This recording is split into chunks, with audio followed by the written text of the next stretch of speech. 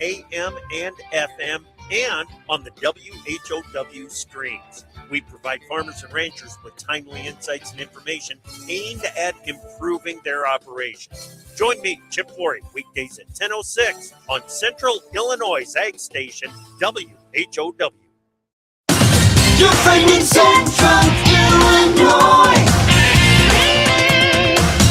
WHOW. Once again, a good morning. Thanks for being with us. I'm your host today, Seth Lawrence. The WHOW Morning Show streams to Facebook and YouTube, brought to you by, brought to you by Peterson Insurance, your Pekin Insurance agent in Clinton. My guest on the Zoom this morning is Candace Summers, McLean County Museum of History. Candace, always good to see you. How are you this morning? Doing good. It's Friday, and one of our local donut shops had their apple and pumpkin donuts back, so nice. Fall is here, man. Yes, it is. It's felt like fall the last few days, too, at least in the morning. Yes. It's warmed up in the afternoon, but boy, these mornings, they're nice and crisp, aren't they? It's false fall, but I'm here for it. Right. Yeah. We'll get caught up in it as long as we can. So Right. Very good. Very good. Well, let's dive into it, Candace. You've always got a lot of good stuff for us. And I feel like this month's lineup is just really solid. What do you have coming up for the museum? Yeah, so kicking off next week on September 4th, we are partnering with Bloomington Public Library, who is hosting with us at the library a new traveling exhibit on the Underground Railroad in Illinois called Journey to Freedom. The creator of this exhibit was Looking for Lincoln in Springfield, and it actually started traveling last year, but we felt in honor of America 250, it would be great to host that exhibit this year because that's such a huge part of American history, and also a way to highlight McLean County's connection to the Underground Railroad through Illinois. Nice. So with that said, the Underground Railroad stories and the just kind of that history is really starting to resurface, I feel like there's a renewed interest in that. Yeah, absolutely. I mean, that's just kind of one of those just salient moments in U.S. history, particularly, of the mid and early 1800s, where, you have people who are struggling for freedom. You have people that are trying to help them. And then, of course, you have governments that are both trying to appease and stop people, from getting their freedom who've been deemed property. And so this explores both the freedom seekers and those who were aiding them in their journey to freedom. It tells some really courageous stories, and you'll learn about communities from Cairo through Springfield, Quincy, Chicago, Miller Grove, Rocky Fork, Galesburg, Jacksonville, New Philadelphia, Mount Hope, which is here in McLean County. And our first program on September 3rd, so people who come to the program September 3rd get a sneak peek of the exhibit before it actually opens. On September 3rd, the museum's librarian, Bill Kemp, will actually be talking about the specific connection in McLean County, the people who were helping freedom seekers in McLean County, but also dispel some myths, because there's definitely myths that surround the Underground Railroad. Like, you hear about old houses that have secret passages, they had to be on the Underground Railroad. And then you're like, well, that house wasn't built until like the 1880s. So no, it wasn't on the Underground Railroad. I mean, the biggest myth that we have in McLean County is Duncan Manor, which was also known as Towanda Meadows. You can see it right off of 55 as you go north or south. Huge mansion. And everybody swears up and down, oh, Duncan Manor was on the Underground Railroad. There's a secret room underneath, and the manor wasn't built until after the Civil War. So no, it wasn't. So there's a lot of, myths and conjecture to dispel, but there's also a lot of history. People don't know. People don't think of McLean County as a spot on the Underground Railroad. They think, rivers and railroads. Well, the railroad went through McLean County too. So it's going to be a really fascinating exhibit. It's going to be up for about 3 months. So September 4th through November 30th at Bloomington Public Library. It'll be free for anyone to see during regular library hours. And so we hope as many people in the area come and see this exhibit to really learn the story of the Underground Railroad in McLean County. Now, do I understand it right? Like McLean County is just kind of a stop in a tour of stops for this exhibit? Yes, there definitely are other stops. They have two of these exhibits that are traveling at the same time, Mhm. and host sites can get them up to 3 months. And then at the sites, you have a series of accompanying programs throughout the time that you host the exhibit. So, as I mentioned, on September 3rd, Bill Kemp will be presenting his program, The Underground Railroad in McLean County, Separating Fact from Fiction, Mhm. at 6:30. And then in October, we're going to have Laura Keys, who portrays a woman named Lucy Pettingill, who was an Underground Railroad operator in Illinois. Mhm. And then on November 14th, Daryl Dexter is going to be portraying Joseph Rodney, who was a freedom seeker who sought freedom on the Illinois Central Railroad, which also went through McLean County, among other places in central Illinois. So it's a really great lineup that will highlight the connection of central Illinois, McLean County to the Underground Railroad and how people helped freedom seekers all along the way. That's cool. So you said there's a sneak peek at it on Thursday, is that right? On September 3rd. So that's, you're right. Thursday, Yeah. excuse me, September 3rd. Cool. Yep, I'm getting my days all You're wrong fine. here. So No Thursday, worries. September 3rd, we have Bill's program and you get a sneak peek after the program. And then Friday, September 4th is when it opens to the public and will be open through November 30th. That's really cool. Nice. So come and check that out. September 4th through November 30 at the, you said Bloomington Public Library. Bloomington Public Library, yes. Very In good. Community Room 1, the display will be. Sure. Very nice. Candace Summers is with the McLean County Museum of History, our guest on the Zoom here for this morning. Candace, did I miss anything on that or anything you wanted to put out about it we didn't get to? You can find more details on the museum's website, mchistory.org, or you can go to Bloomington Public Library's website, bloomingtonlibrary.org, to get all the details about this exhibit and the accompanying programs that will be going with it. Very good. All right, Candace, what else do you have on the calendar? So super excited about this documentary that the museum helped provide information for. We're helping spread the word. We are a partner with this. It's a documentary about the Post-American. It's an underground newspaper that began publishing with students at ISU in the mid 70s. And this newspaper, it documents a tumultuous and transitional period of history, although it kept publishing up all the way till 2004 before they ceased publication. And it investigated issues and topics that either mainstream media wouldn't cover or that they kind of glossed over. So it's really like a hard-hitting journalistic underground newspaper that not a lot of people know about, but enough people know about it. And so they decided to make a documentary about this newspaper. And we already have a full run of the Post-American that's been digitized that you can look at through our website, which is fantastic.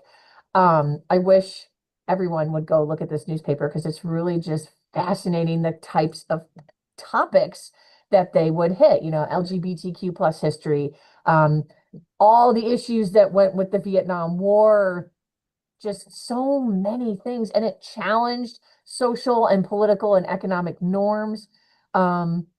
Just really fantastic. And so on September 18th at 7 o'clock at the Normal Theater, the documentary is called The Post-American, the Newspaper That Wouldn't Die. And the cover art is just fantastic. I wish I could show it over Zoom. But look for it. You don't want to miss it. Tickets are only $8, and there'll be a panel discussion with some of the people that helped publish the newspaper. So Lori Dahlberg, Mark Silverstein, Susan O'Neill, Chuck Weiler, and Scott DeWitt. There's a teaser trailer that's on our website that you can check out ahead of time and learn about some of the history, some of the topics they touched. And there's also a link on our website that you can actually go look at the Post-American yourself and just kind of see what types of stories that they were investigating back then. But truly a community collaboration amongst so many nonprofit groups in the area. ISU's Milner Library, Department of History, Prairie Pride Coalition, just great. It's going to be fantastic. So is this like a one-time edition? Is it a series of articles? Forgive me for not kind of maybe wrapping my brain around that one. So the Post-American was a regularly published underground newspaper. They published regularly from 1972 until 2004. Okay. I'm gonna not remember it right, so I'm not gonna say how often it published. Yeah, sure. But I feel like it was regular. And so we have a whole run that's been digitized on our website. The museum had hard copies of every single edition, and we received a grant that was able to send it out and get it digitized so that we always have this. Wow. Because as we all know, newspapers will eventually degrade to a point where you wouldn't be able to scan them. They'd be too fragile, and that would be awful if we would have lost this core piece of local history. For sure. Absolutely. Very good. Well, that's really neat. So again, the when and where on that program there, Candace? So September 18th at 7 o'clock at the Normal Theater in Uptown Normal will be the Post-American, the newspaper that wouldn't die. And tickets are available on Normal Theater's website. I think they're like $7 or $8. And there'll be a panel discussion with people who actually helped write those articles and publish the newspaper immediately following the showing of the film. So what happened in 2004 that it stopped publishing? You would ask me that. I don't know a ton about the Post-American, but I'm assuming that they probably ran out of money. Maybe, because I was thinking the advent of the internet a little bit, digitizing, but they didn't even just go to like strictly online either. Like the Vedette, transitioned to strictly an online format. No more published Vedette as of a few years ago. Yeah. I'll have to dive in a little deeper. No, and it's come cool. back I didn't know if you knew that or not. Because I mean, it's. I don't want to say it's ironic. The name is the newspaper that wouldn't die, but then it ended up in 2004 not publishing any longer. So just was curious about that. Very good. Well, on that note, Candace, I tell you, let's go ahead and go to break here real quick. What's the best way for folks to learn about these programs we've covered this morning and many more that we'll talk about on the other side of the break? How do they find those?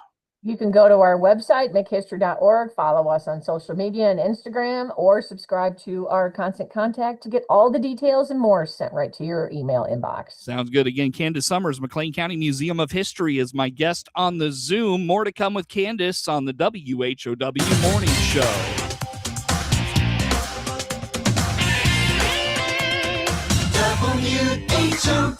WHOW.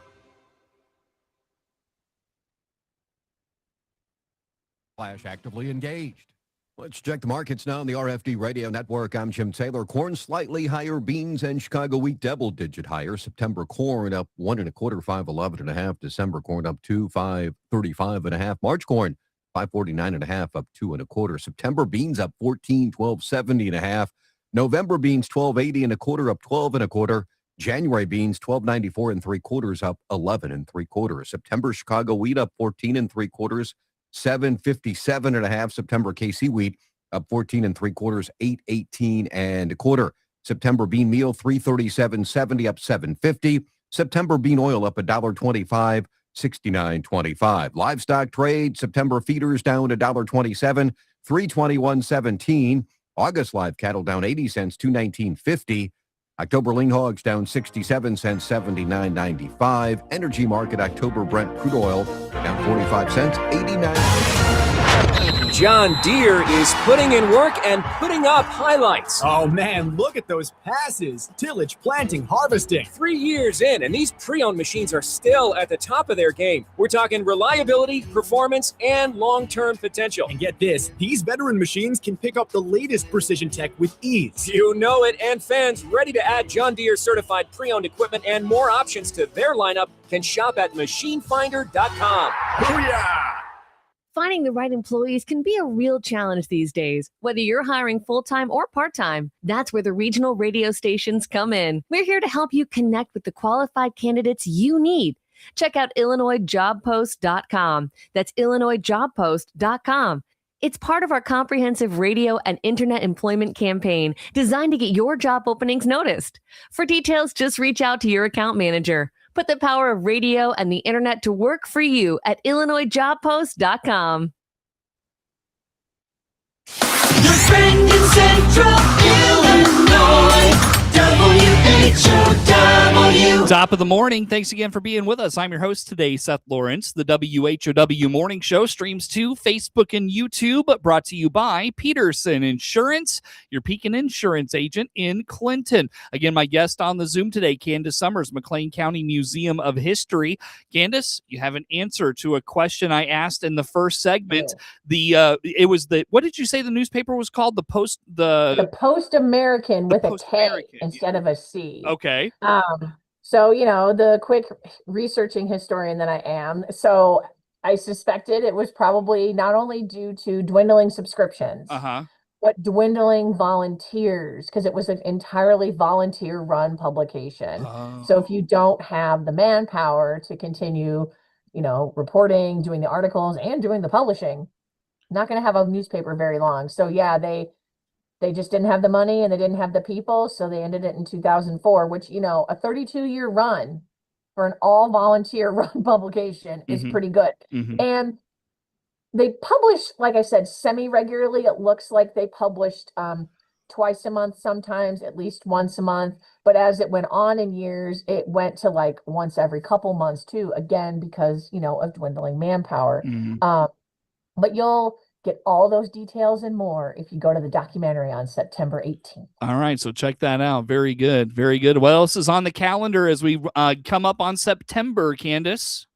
So I want to give a quick plug for a really cool house tour that will be happening on October 3rd. So a group of mid-century modernist enthusiasts for mid-century modern architecture got together and have developed a self-guided house tour that will take ticket holders around on your own, give you the addresses once you get to the event pickup location for 10 different mid-century modern homes and structures throughout Bloomington Normal.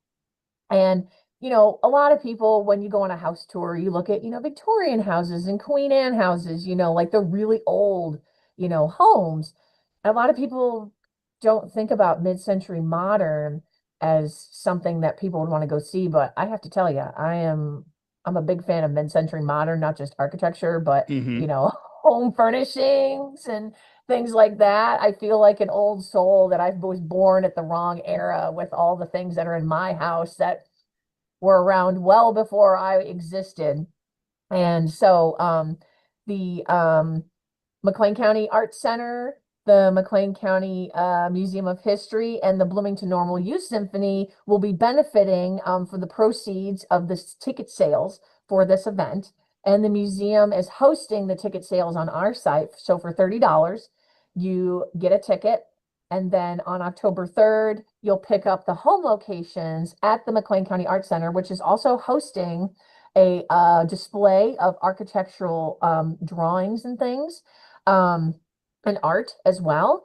And there'll be a panel discussion with mid-century modern architectural enthusiasts and experts.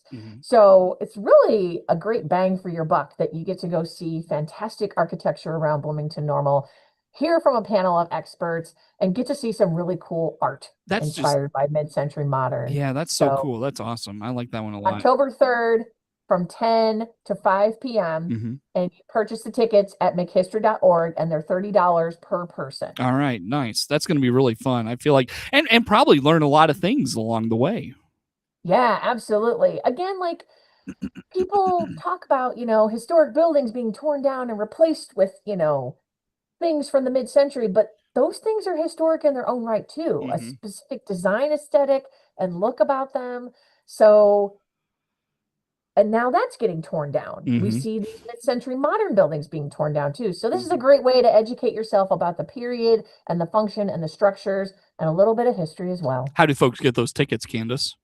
Go to makehistory.org, click on the banner, Mid-Century Modernist Architecture Home Tour, and it'll take you right to where you buy the tickets. All right, easy enough. Very good. I do have a few minutes yet still with you, Candace. Would you like to mention anything else this morning?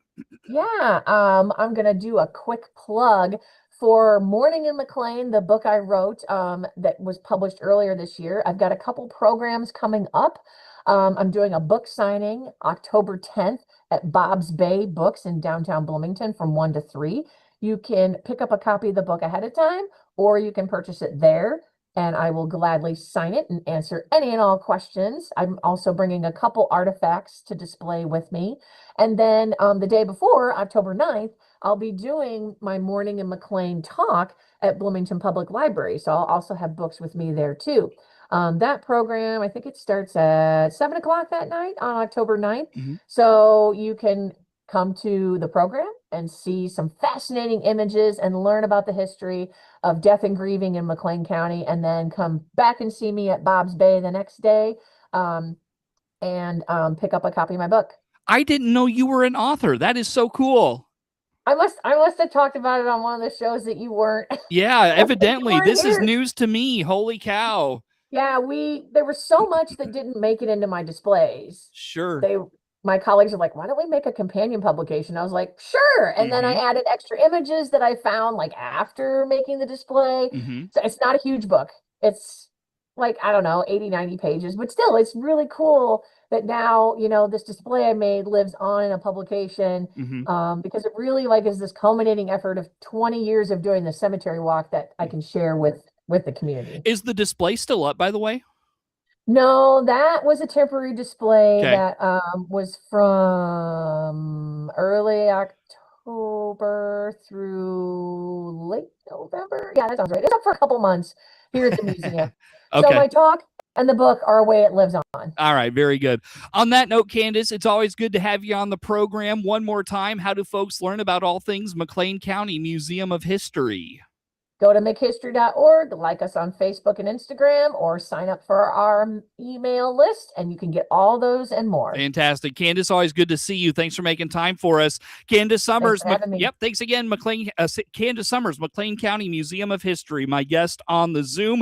The morning show streams to Facebook and YouTube, brought to you by Peterson Insurance, your Pekin Insurance agent in Clinton. Network news on the way.